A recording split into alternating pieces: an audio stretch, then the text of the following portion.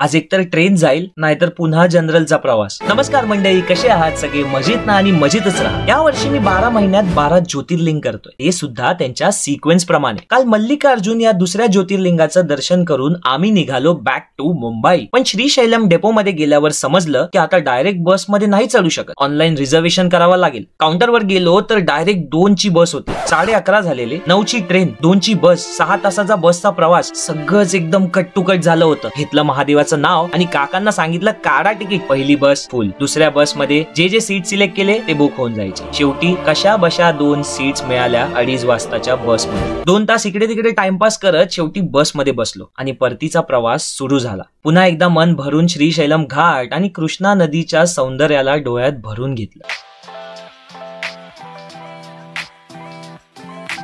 हे सगळं सुरू असताना अजून एक क्लायमॅक्स, रिटर्न जर्नीच्या तिकीट सुद्धा कन्फर्म नव्हत्या. पण यावेळी मी पॉझिटिव्ह नोट वरती होतो की आता महादेव यावेळी तरी जनरल मध्ये नाही पाठवणार. शेवटी तेच झालं. संध्याकाळी चार्ट लागला आणि ऍटलिस्ट RAC मध्ये तरी सीट्स मिळाल्या आणि जीवात जीव आला. MG बस स्टँडला आलो, मेट्रो पकडली, स्टेशनला आलो आणि समोरच आमची ट्रेन लागली होती. 60 तासांचा सिनेमॅटिक पण कायम लक्षात राहणारा प्रवास करून फायनली मुंबईला परत आलो.